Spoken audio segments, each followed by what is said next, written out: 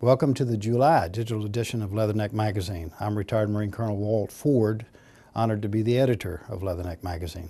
In this month's issue, we're bringing you a couple of historical features, as we usually do, plus some current operations and current bases and stations actions.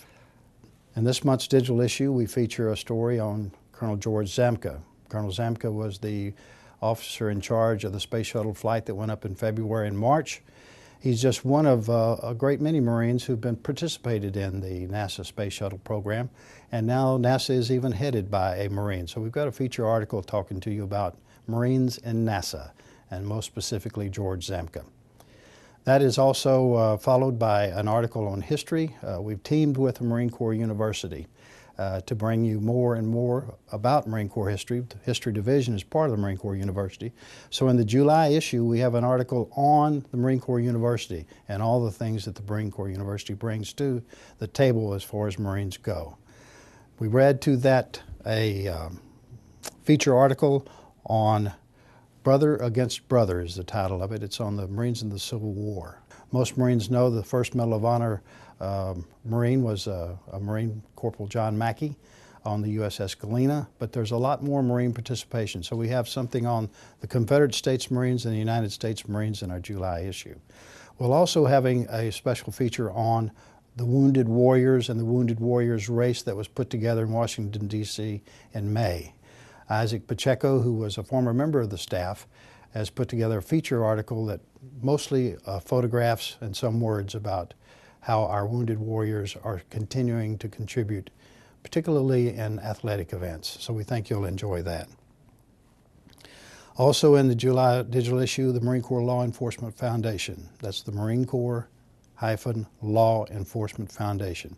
The Marine Corps has a lot of great Marines went on to legal profession, went into the law enforcement profession, FBI and other areas. And they teamed together several years ago to create a foundation that gives grants to the children of Marines who are killed, Marines who died. And not only that, they've expanded to do corpsmen and Navy and even Army and other services because they've been so successful in raising money. And this is specifically educational grants to the children of those who died in service to our country, the Marine Corps Law Enforcement Foundation.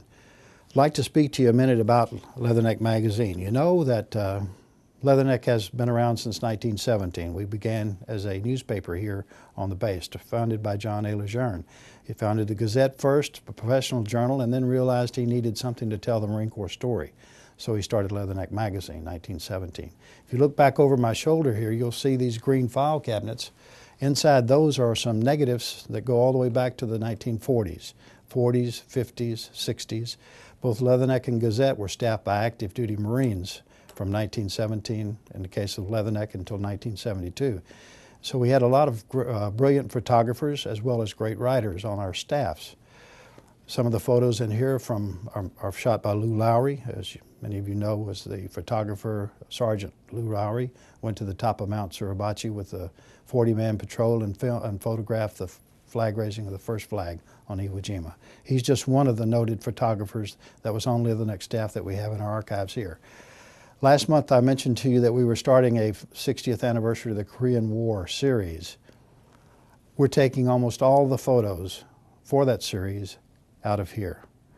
These are tremendous archives, and we're going to use them to bring the Marine Corps story to you. Going back to what John A. Lejeune founded us for, telling the Marine Corps story, we're going to tell that visually. So this is Colonel Walt Ford, Leatherneck magazine. Semper Fidelis.